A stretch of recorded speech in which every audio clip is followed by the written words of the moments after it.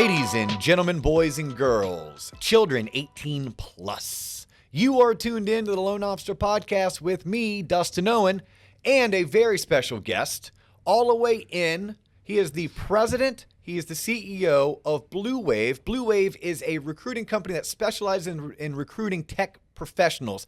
His name is Charlie Lewis. He is our guest today. Charlie, welcome to the Loan Officer Podcast. Thanks for having me. Thanks for coming in, but you and I are not going to talk about recruiting today. No, we're not. Well, I mean, we might briefly discuss it. Hey, look, if the wind blows us that way, we can go. But we have had already on the show, we've hosted over the past 12 months, 2 different recruiting professionals who recruit specifically for the mortgage industry. You recruit specifically for the tech industry. Yep, very technology driven. Yep. But you and I met about 7 years ago. How? I'll let you describe to the audience how we met. Well, it was an angel investment club. It was a group of about 8 or 10 pretty successful entrepreneurs in the Orlando area, and we were fairly young in our, 7 years ago. We were still wet behind the ears. We were wet behind the ears. Yep.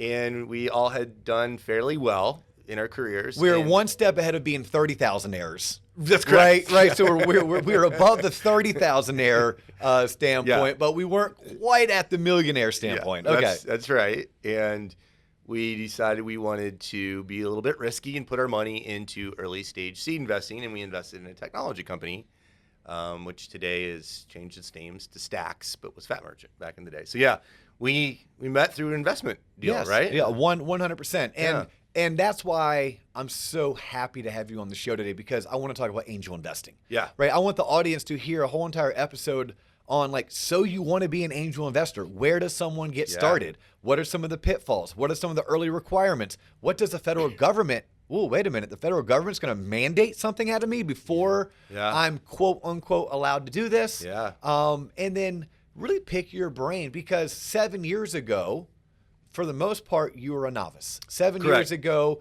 you were trying to figure it all out. But here you are 7 years later. You've had a couple decent windfalls. Yep. And you've invested in, I'm going to guess, half a dozen to a dozen companies, which means you've sat through how many pitches? A lot. Countless, like right? Maybe in the hundreds, potentially. Yeah. And then let's talk about, like, what does it mean to sit in front of a pitch? Yeah. What are things that you look for if you're sitting in front of a pitch? How do I get invited to be a part of a pitch? Yeah. Right? So I don't know where you want to start. We have about 30, 45 minutes that we can dedicate to this particular topic. And I'm going to kind of lean on you to pick a direction. Yeah. If I interrupt you, I will apologize. It's probably because you said something really awesome that I want to repeat or I want to tie down so the audience has a takeaway. Yes. So where to go? So I think we kind of start with just the ecosystem of investing, right? And like, what does it mean? Like, what are the different ways you can invest, things like that. And then you can plug in where seed investing, and I talk about this a lot in some of the different groups. You can check out projectorlando.io. It's a little philanthropy group where we try to educate the community and those that are qualified investors. So let's start with the ecosystem of investing. You're a company. You've got a really great idea. It's going to revolutionize and change the world, right? Everybody's idea is going to change the world.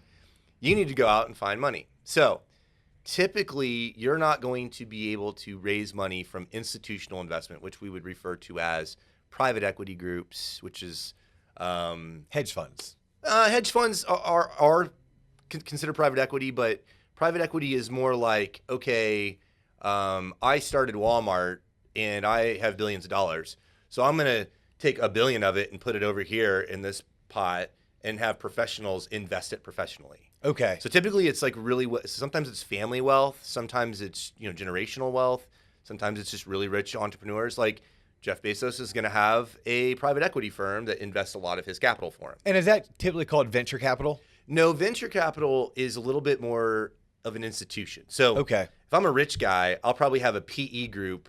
Private equity.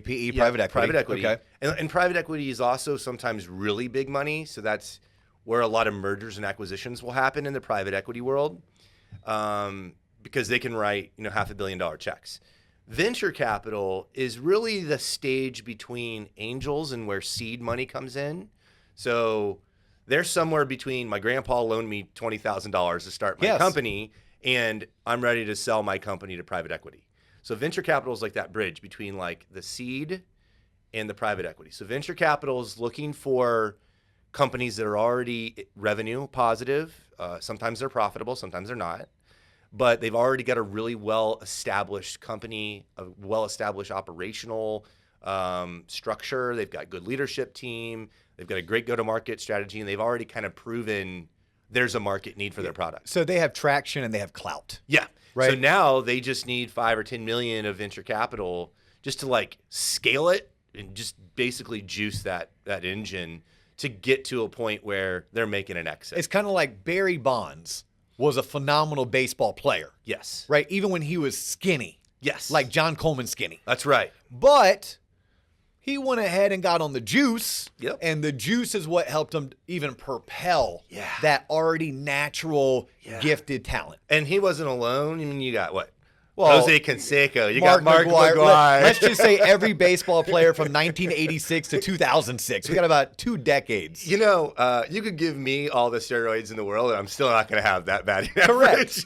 Yes. So, correct. But that's what you're getting at. Like a venture capital investment would come in after we already know that this person's an MVP and an all-star. Yeah, this person's an all-star. Yeah. Let's give him a shot in the arm and take him to the exit, right? Yeah. Take him to that Hall of Fame, and then, of course, pull the Hall of Fame away from him. Anyway. Whereas an angel investing, which is kind of your wheelhouse, that's almost picking up that player in the minor leagues. It is. Like hey, you're still in single A or double A ball. Yeah. You haven't even made the big show, let alone become a starter or an all-star. Yes. And angels come in and they invest in those types. But I think where you're getting at is like, well, how do I know if I'm ready to become an angel investor? And then the second question is, once I've determined I am ready, then how do I get introduced to the people who are already doing it? Because so much of life is just being invited to that table, be invited to that party. How do I get the invite? But before we get into that, you said on your website, and plug that website again for anyone who would like it just as a resource. Yeah. So it's projectorlando.io. Okay. And then on that website, I could actually kind of see some of these points you're getting ready to make about how do I know if I'm ready? Yeah. So that's a very Central Florida driven website. Okay. However, we take inquiries from angels all the time. So if you're interested in investing, there's like an info@projectorlando.io email, and you could say, hey, I'd like to get in on this if I qualify, you know? So then how do I know if I'm ready? Okay. So the government makes that real easy for you because they mandate through the SEC, the Securities and Exchange Commissions, there is an entire world out there of equities buying, right? So purchasing equities. And there's a bunch of rules to purchasing equities. What's the most common way everybody thinks about purchasing equities? Through the stock market, Robinhood. Stock market, Rob. Okay, we'll table that one. That could be a whole. That's a separate podcast. A whole separate episode. Separate podcast. So by the way, like 2/3 of our listeners just gave us the middle finger when we did that, but it's okay. It's okay. We love you nonetheless. Sorry, hedge funds. So let's say you want to, instead of like putting your money in the stock market, or instead of putting it in a 401k or mutual funds, blah blah. Even in like mutual funds, some of those investments, they diversify your portfolio. And they go out and purchase equities for you. And equity is basically ownership in a company. Well, if you're going to go out and buy those equities directly from a company and not go through a broker, you have to abide by some rules. And some of the rules are you can self-accredit, but you have to be an accredited investor. So the rules of an accredited investor are, if you are single, not head of household, it's 2 consecutive years of making $250,000 or more. That can qualify you. And personal income. And personal income, yes. Yep. Yeah, so for our solopreneurs out there, not $250,000 in sales. Not $250,000 in gross revenue. Yes. But like after all your expenses are factored in, you looked at the bottom of your 1040 and it said your taxable income is $250,000. Or more. Or more. And for 2 Okay. consecutive years, if you're head of household, that number is $350,000 for 2 consecutive years or more. The other way to qualify as an accredited investor is have a net worth of $1 million or more. Now, a net worth, that's obviously me adding up all of the monies I have invested or saved if it's in checking and savings. Yep. And then subtracting out all of my debts, like my mortgage or all your my car, all my liabilities. Out of curiosity, does home equity get factored in, or do I have to subtract home equity when doing my net worth? It's a tricky one. Your home equity that you have homesteaded does not count. So you take out your primary place of residence that you live, you have to throw that out of that calculation. It's all of your other assets. How about my investment property? Yes, that counts. Okay, so like I own 2 properties. One's an investment property, one's a primary. I have $250,000 in my primary, but I only have $100,000 in my investment property. When I'm doing my net worth calculation, because I want to be an angel investor with Charlie Lewis and his group, then I'm going to have to look at what I have in 401k, IRA, checking, savings, mutual funds, stocks. I can't use my primary home's equity, but I can use the $100,000 in my investment property. Yes. If all of that adds up to $1 million, I'm going to be deemed accredited. Yep. Or if I can show, in my case, a W-2 that says that I W-2'd at least $250,000 in 2019, at least $250,000 in 2020. Then I get the double thumbs up, and I'm allowed to move forward as an angel investor. You are. Says the SEC and the U.S. government. Okay. There's a couple other things that the Jobs Act brought in, and basically all of this regulation is really so that I can say that I'm not taking advantage of, like, you know, an old retired guy and he's giving me his pension or his life savings. It really is, can you afford to lose the money? Well, and the SEC just wants to make sure you can do that. Because typically angel investing comes with a lot less guarantees, a lot higher risk, also a lot higher payoffs, which is why people are drawn to it, why it's so intriguing, because it's kind of like your buddy goes to the racetrack and always wants to talk about all the money they won, or they go to Vegas, but it's like, hey, I know you go 10 times a year, and I only hear about 1 or 2 times. What happened to those other 8? Same thing can happen when you talk to people about their investments. Say they talk about that one company. It is. Right? Oh, well, let me talk about when we exited from X company. Yeah. But did you talk to me about the other 3 or 4 companies? No, they're not honorable mentions yet. Yeah. So okay. So I think it's good to know. Like anyone tuning in who this is their first time understanding angel investing, venture capital, private equity, etc. It's like, hey, it's a way for you to invest your money into a high risk, high reward.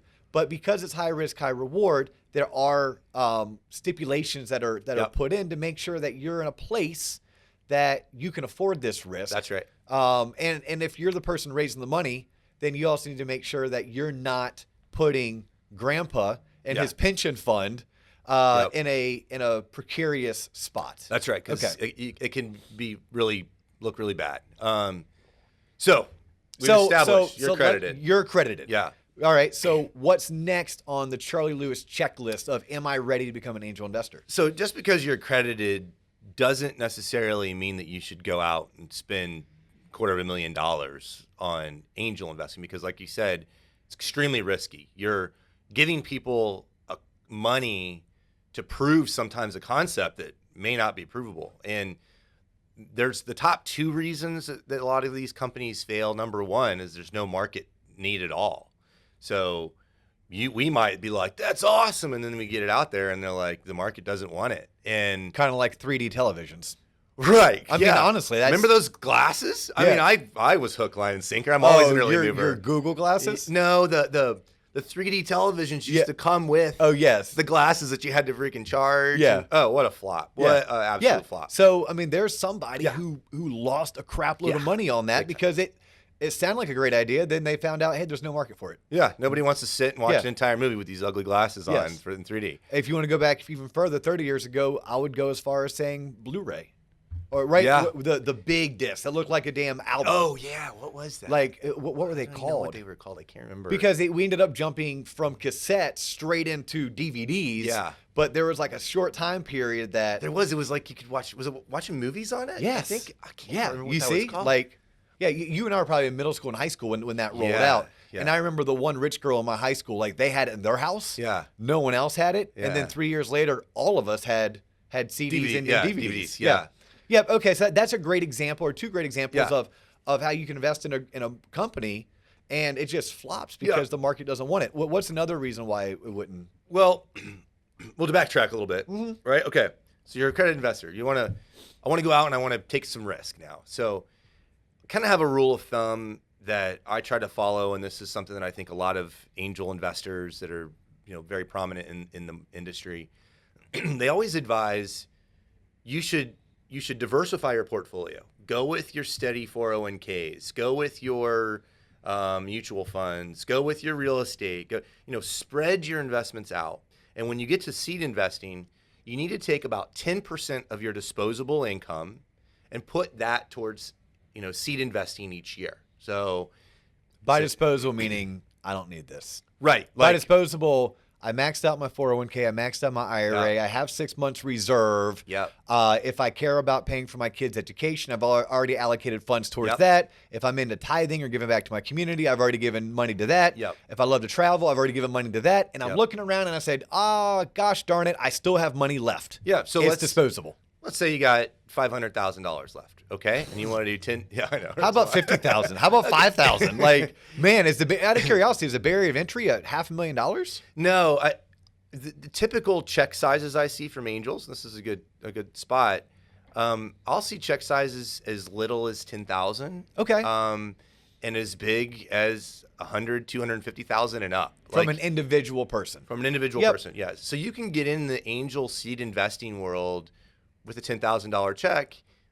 Maybe you only do $20,000 or $30,000 a year, but if you're doing that every year, you're now getting into 2-3 companies in the first year. Maybe the next year you're in 5 or 6. So if you're doing that consistently over a 5-year period of time, now you have $10,000, $20,000 across maybe 10 companies. And that's really where you want to be. And that is, and I want to circle back to this real quick. Yeah. That is on utilizing my disposable income. That is. Mm-hmm. So my disposable income, whether it is 20,000, 200,000, or 500,000, whatever my disposable is, that's the money I'm going to use to go towards angel investing. Yeah. Yep. Okay. And you've seen angels come in with as little as 10, with as much as 150 per company. Yep. And you would suggest, at least this is what I think I was following, try to go into, take what you have allocated and try to spread it amongst several opportunities. Yes. Because I'm sure there's some kind of a law of average that you're playing. Is there a rule of thumb you're getting ready to get to? About 70 to 80% are going to be expected to fail, or you're maybe just going to get your money back, or maybe you're going to make just some interest. A lot of investing is done with safe notes and convertible notes. Convertible notes, you earn interest. Usually it's a good interest rate, but you're not in it for the interest rate, right? No. I mean, we can find good interest rates other places.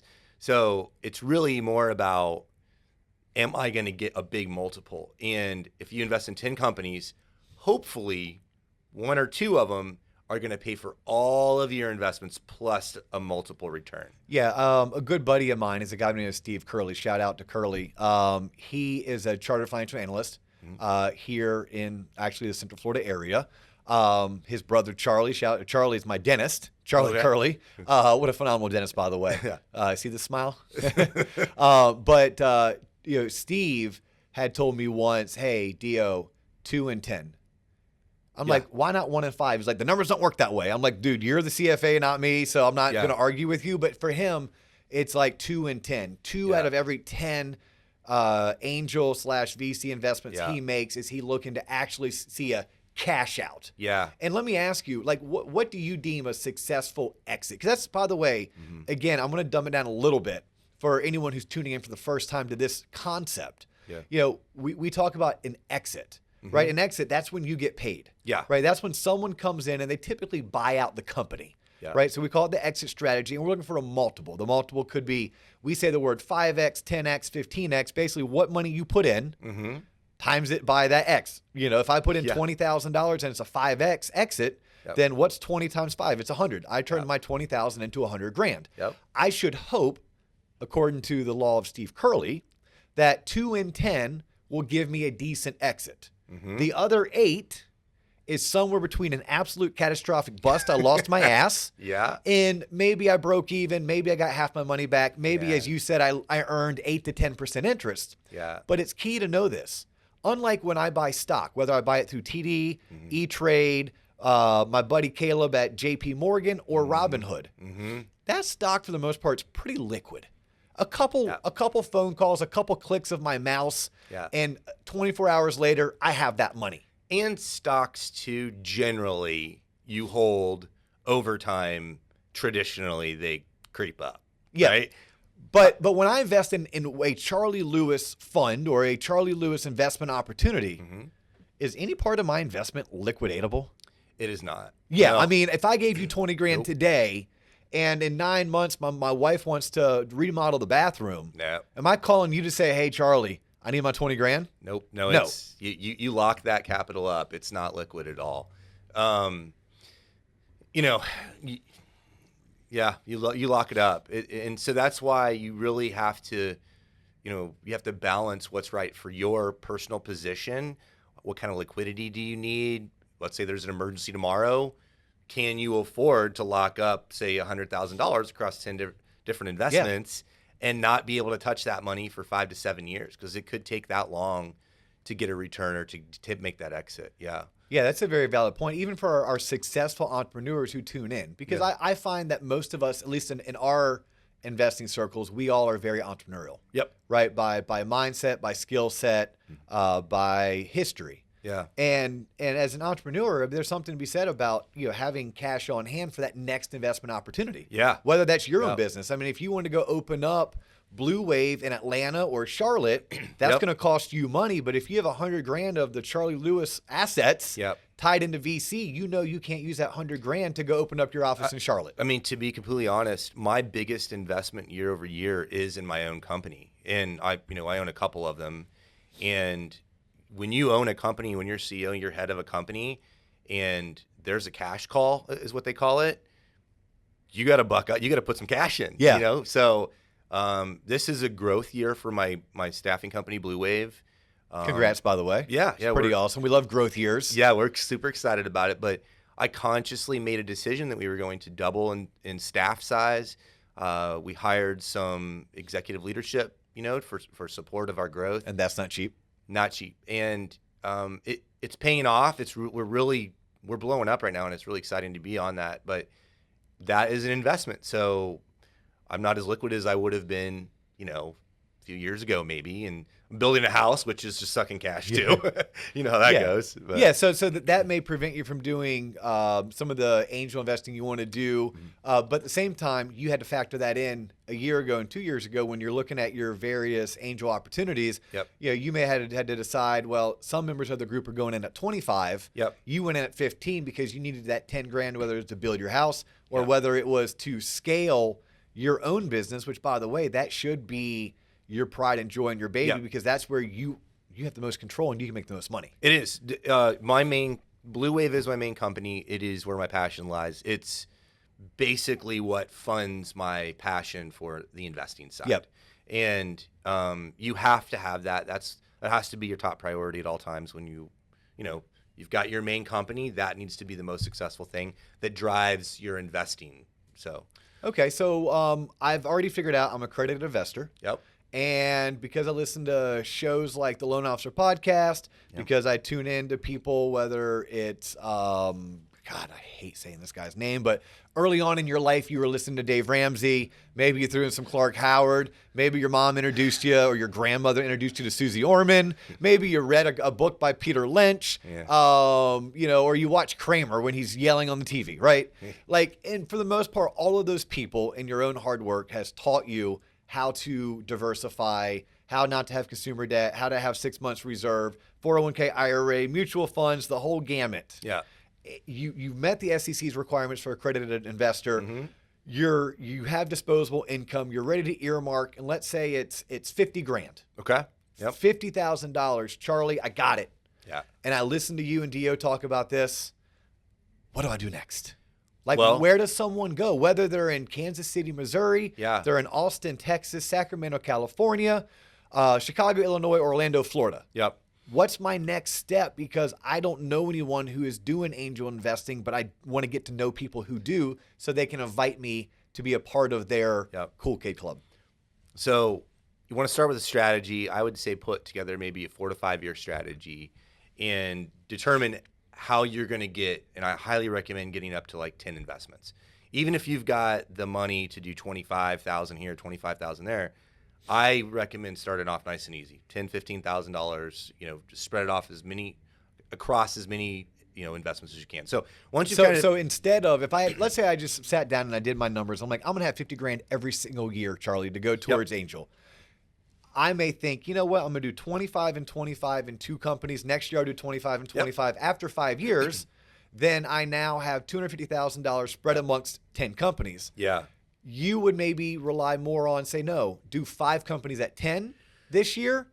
But then again, what if I don't come across 5 good opportunities? Exactly. So it's a little bit of a judgment, right? You sometimes I sit in front of owners and founders that have great ideas, and I go, this is a no-brainer. This is going to crush in the market, and I'll take a little bit more of a risk on those. And then some that are like, well, I could see a big multiple return here, but it's a little bit risky. Maybe market adoption is going to be slow, or there's some compliance hurdles to get past.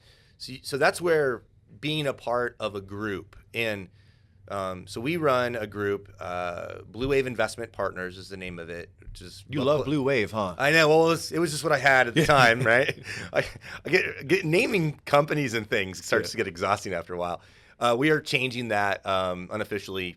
Didn't hear it here first, but you might have heard it here first, right? Yeah. Sunir and I are going to be joining into a group called Moolah Ventures, which is really exciting. So, and we're formalizing an angel club. So an angel club is, we're all accredited investors and we're all friends and we're all buddies, and we sit down in a room and we have a couple people come in and pitch to us on their ideas. I highly suggest getting involved in your local technology ecosystem for pipeline of good investments. You can also usually find some angel groups in town or some funding groups.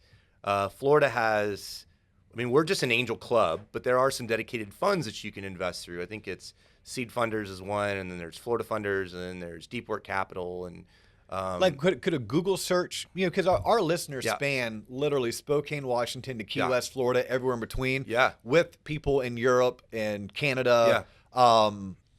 But is it a Google search? Is it a LinkedIn search? It is typically your chamber.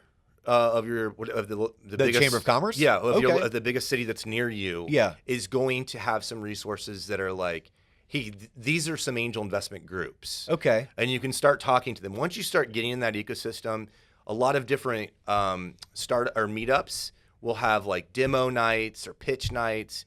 So once you start getting into that ecosystem and you start seeing companies that are doing pitches, you start seeing groups that are investing in the ecosystem, you start getting to know who's who in your community, and you want to do about 3 to 6 months of some research before you start writing checks to people that you don't know, right? Or wiring money, but it's okay. Or wiring money, yeah, that's right. We never write checks to. We always I was talking to my brother-in-law who I introduced to our group. Yeah.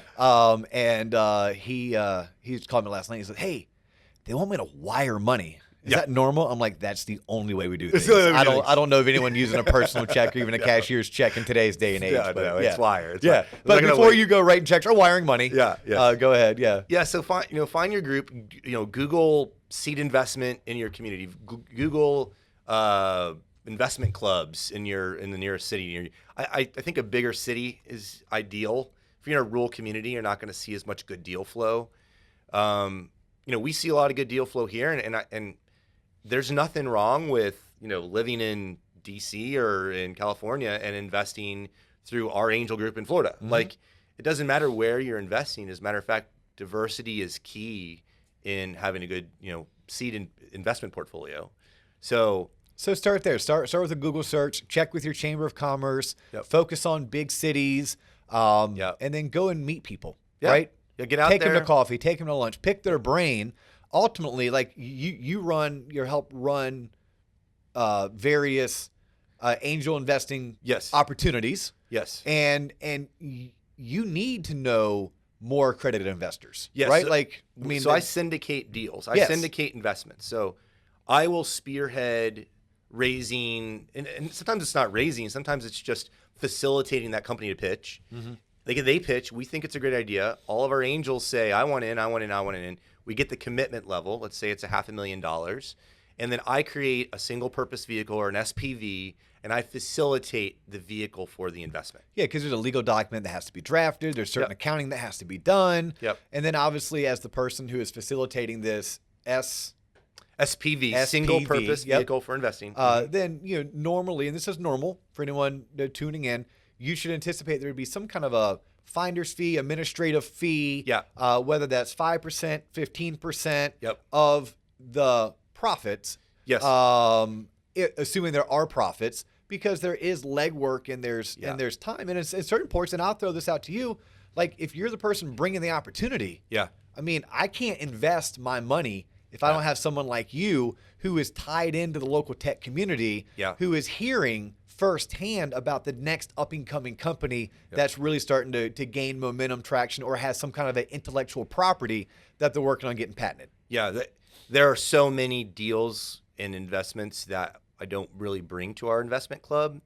Because you vet them and you're like, not worth it. It's just, and unless I think that there's something feasible there or there's exit potential, I usually don't present it. And just because I present it too, I always disclaimer, doesn't necessarily mean I think it's a home run. Yes. But at least made it past the basic vetting of what I think would be qualified. It passed the sniff test. It did. Yeah. That's right. No, and that's I think that's good to know too. And this is a perfect, kind of segue into, we've made it through the I'm accredited. We've made it through yes, I have disposable income. I reached out to the Chamber of Commerce or a Google search. I've met with 2 or 3 different groups. Mm-hmm. Something I think people should know is that the person or persons heading up your investment, they're typically not going to do it for free. Yeah. But there are people that, in my opinion, I won't even ask you to talk on this. Mm-hmm. They may value their services maybe a little bit higher than I'm willing to pay. Like when I start finding out that so-and-so has this big fat salary and then has this admin staff, and part of my investment isn't even going towards the investment, it's going towards that person's big fat salary and management fees, and they want a 20% cut. Hey, look, at that point, it's like that there's no value at that point. I need to go find a different group. Yeah, when it comes to, and this is just personally, in the beginning, I did a lot of this pro bono because I wanted to invest myself, and I could bring in, other accredited investors and have more buying power, which means gives you leverage to get better terms in your investment. And you were figuring it out yourself. Yeah, it's like, how could I charge someone when I really don't know what the hell I'm doing myself? That's right. Yeah. But now that you know what you're doing, it's like, hey, look. So you're like 7 years in. Yeah. I think it's 7 years in now, and now it's like, I've got companies beating my door down to show me deals, and our angel group has grown to over 50 accredited investors. That is a lot of time and management. A lot of personalities. A lot of personalities. Everybody's got an opinion. A lot of anxiety that comes your way with people's, Yeah. So when we do a pitch, I then have to facilitate 30 calls after the pitch. What are you thinking? What's your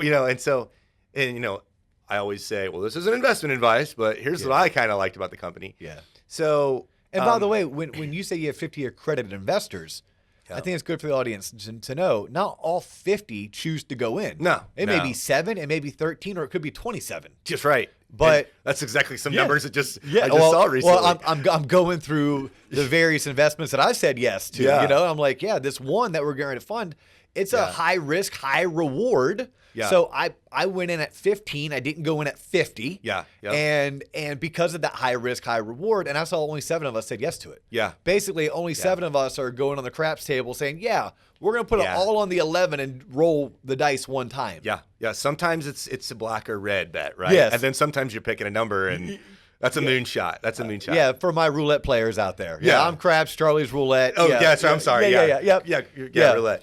But, okay, no, that's good to know. So now let's kind of spend the last 7 minutes. Yeah. Let's kind of wrap it up, put a bow on it. But before we do, like, what is when you're saying yes to a deal? Mm-hmm. What are some of the things that you're looking for as the investor? Yeah, so you always have to look at. I think I can break it down into 4 categories. Right? Okay.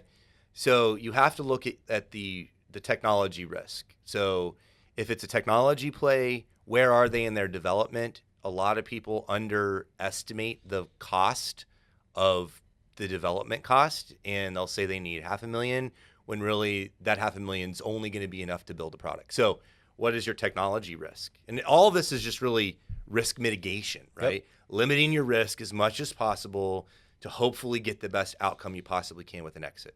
And when we say an exit, I've seen dividend payouts, I've seen people break even, and I've seen people gain interest.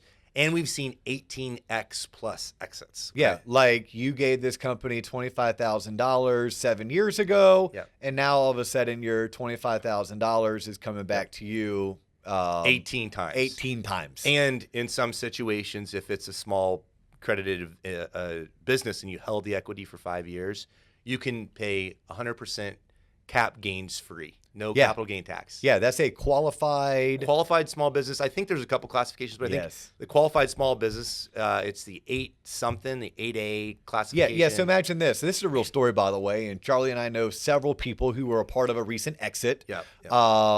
Maybe 2 people are sitting at this table. I don't know. Maybe. But where, you could have given $25,000 to a company 7 years ago because you held on to that company for 5 years and it was stock that you owned and it was a technology company.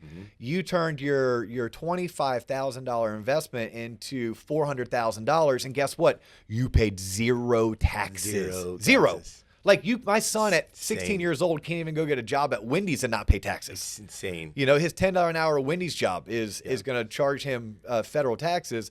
And there's investors who just made $375,000 didn't pay any taxes. And didn't pay any taxes. I mean, you can see why this can be attractive. Yeah. In your portfolio. Yeah. Now you also made that investment of $25,000, and your thought process going into it was, well, I could lose it all.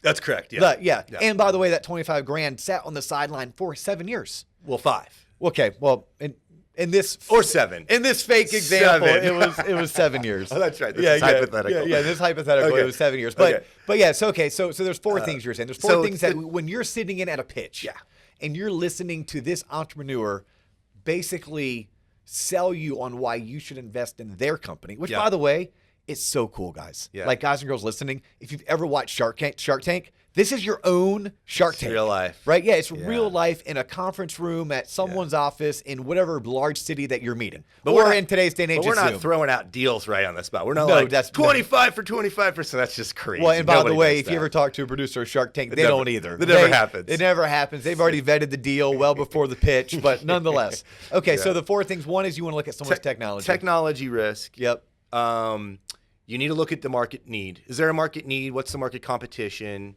Because if it's just oversaturated, you're probably going to have a hard time carving your brand out. The market need. I think it's good to know like what their like financial plan is. Like how do you plan to make money? So what is the financial risk? Is this going to be enough money for you to get to where you need to be? Tell me exactly how you're going to earn money, right? Like some people are like so into their product and they're just like, but it's going to change the world. And I'm like, but not if nobody can get it. Yeah. So how are you going to get it out there? Yeah, not if you go bankrupt. Yeah, exactly. Exactly. And I think the most important is the one that we've already kind of dropped in here. It's betting the jockey. I can walk into a room and there can be some holes in somebody's pitch deck. There can be some holes in their financial, because it's really hard. They're just trying to predict the future. It's still not proven yet, right? It's their best guesstimate. Yeah, so you're going to be like, that's not going to be how it's going to work. But whenever I meet someone, and this is, I think, comes from almost 20 years in the recruiting and staffing industry, interviewing and trying to get a feel out for so many different people. Because in interviewing and staffing, I'm always trying to figure out, what are you going to be like when you start with this company? What are going to be your flaws when you start? What are you going to do to screw up when you start? So same thing with founders. I want to say, what are your weaknesses? What's going to be your challenges? Are you going to be able to literally grind at this to be successful so that you get to the finish line? And that is the most important thing. It's the people. Yes, I wholeheartedly agree. I was hoping you were going to say this, because the one thing that when I sit in on a pitch that I'm looking for is and I think you were going here, you said this, but I'm going to repeat it. You bet on the jockey, not on the horse. Yep. Who is the leader? Who is the person who's out there hustling, who's out there grinding, who's out there networking? Yep. Do they not understand the word quit? Yep. I want that person who doesn't understand quit. They don't take no for an answer. They find a way to yes. Yep. They put people before profits. Like these are all tenets that when I'm helping my 2 buddies launch our real estate development, real estate investment company, those are all the tenets that we're looking for. Are they a leader and not a boss? Yeah. Bet. And I've sat through pitches, true story, where afterwards I had to grab you, or I had to grab our buddy Aaron Gray, who I respect the hell out of for his mindset and his skill set. And I'm like, hey, I really love so-and-so, but I freaking didn't follow everything they were saying because maybe their industry wasn't an industry that is in my wheelhouse. Right. You know, like when Home Lending Pal was pitching us, I've had Brian Young on this show. Yeah. Like you guys reached out to me and said, "Hey, Dio, we kind of need you to sit in the first seat on this one because it was my industry." You're vertical. I'm like, cool. But there's other times where I fall in love with the Jockey. Yeah. I end up going in, whether it's for 10 grand or 30 grand. Yeah. But I relied on you and Aaron or someone else to kind of educate me on what it was that they're actually trying to do with this company. One more question for you. Yeah. What do you look for in an exit? Like time frame. What's a realistic time frame? Is a 2-year exit too soon? Is a 7-year exit too long? 2 years is too soon. Okay. I think. So let's talk about a catalyst for an exit. What is a catalyst? So typically something that triggers your equity being purchased by somebody else. Yes. At a deal that the owners of the company have decided you're going to get. And if you're in 2 years, sometimes in a really good deal, they're going to try and, I'm sorry, 1 second here. Go for it. No, just gotta put Something important. It's not important. No, well, not as important as this. So if you're looking at a catalyst, you're looking at what is going to be the thing in the future that happens that's going to give me my multiple or give me my exit. And if it's 2 years, typically maybe you're only going to get like a 2 or a 3x. Okay. I'm not going to complain about that, right? I mean, I doubled or tripled my money in 2 years, but most of the time I'm wanting something that's like 5, 7, 10. And then once you get over 10, you're mean a 10x multiple? 10x multiple, yeah. So I'm looking for something that's going to be in that multiple. So typically a company is going to need at least about 3 years from the time you hand them that money up to maybe 5, 7 years to really grow enough value in that company to grow its worth and grow its equity valuation to a point that when a big group comes in and says, here's $100 million, we want to buy out all of your early stage seed people, that's your exit. A lot of people think that the company exit's going to happen when the owners sell the company, and that's not typically the case.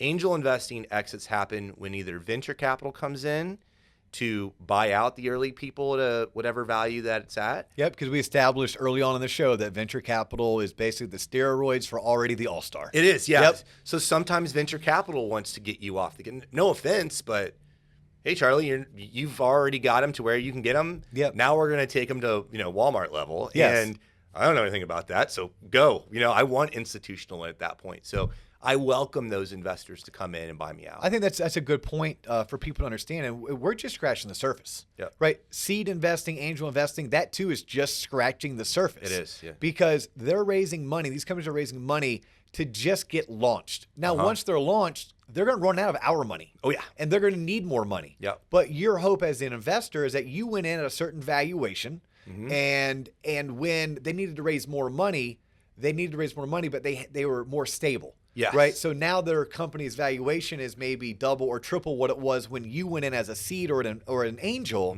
And now you start talking about an A series. Yeah. And then an A, guess what comes after A, Charlie? B.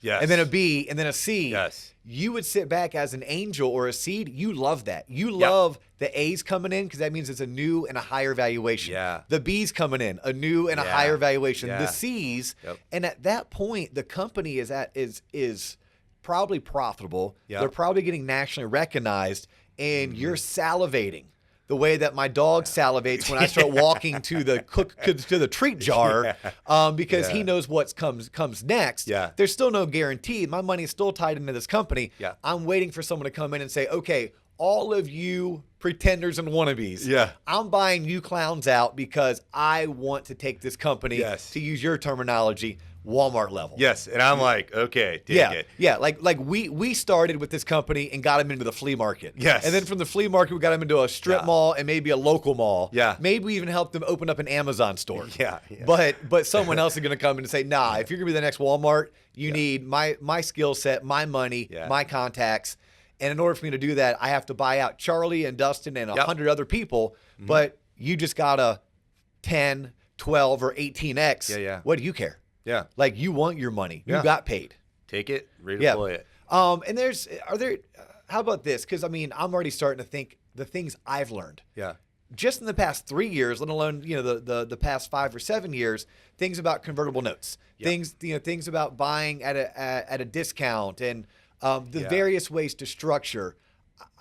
My personal advice to someone would be like, hey, learn that after you sat through pitches. Learn that after you have already invested. Yeah. No different than you are going to bet on the jockey and not the horse. Yeah. When you find that angel group or that seed group, you're going to bet so much on those founding partners who are putting together the syndicate, who are bringing the opportunities to you. Yeah. Go ahead and put your money in, and then throughout the course of quarterly calls, annual calls, lunches, and happy hours, maybe pick their brain a little bit on exactly how is this vehicle structured. You'll learn it. Yeah, you don't want to go in guns blazing, arguing valuations of companies on your first or second deal, right? Yeah. Like, you kind of need to lean on somebody who's done a few of them. But are there any books to read and websites to visit that you would recommend? So Venture Deals is one of the best books out there for early stage investing. It kind of explains the ecosystem. It's fairly complicated. It's really, really hard read.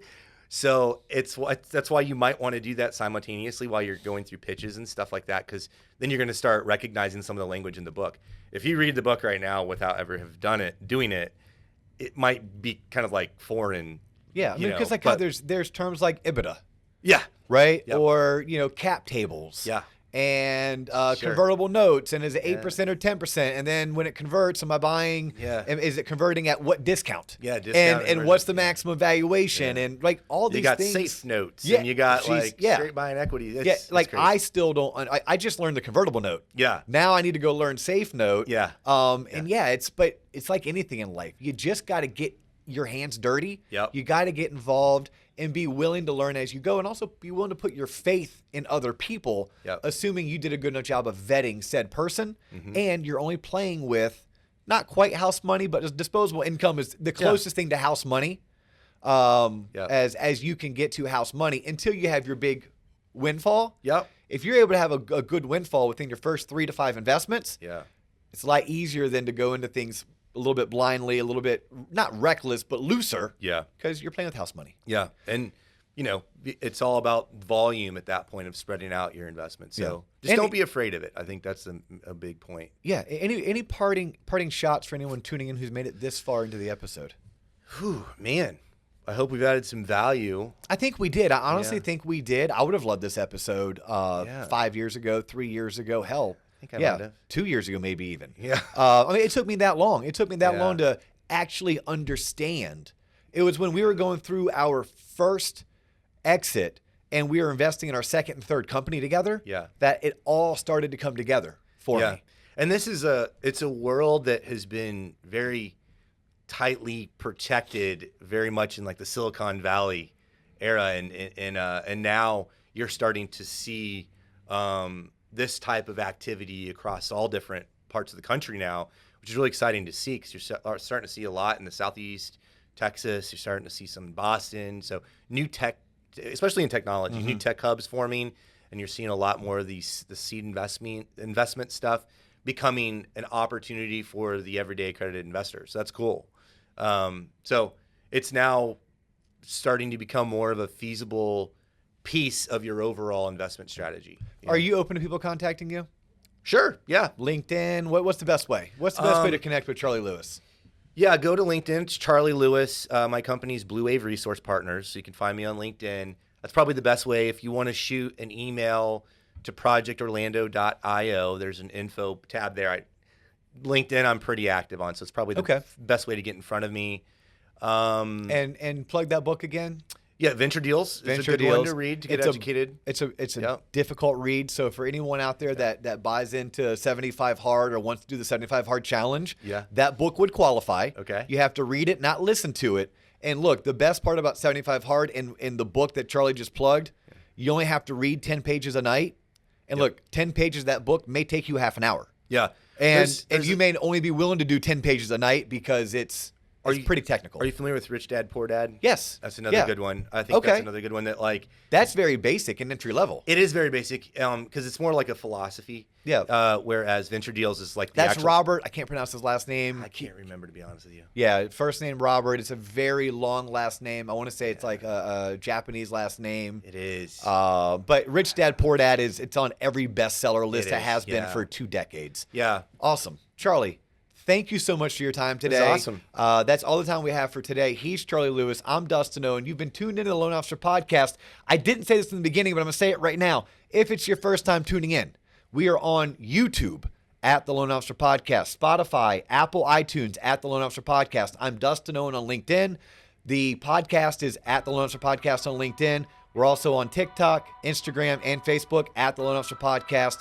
Thank you so much for tuning in. If you like what we're doing, please share it with anyone you know. The content is free, and we try to make it entertaining, inspirational, motivational, and education. So thanks for tuning in. He's Charlie. I'm Dio, and we're out.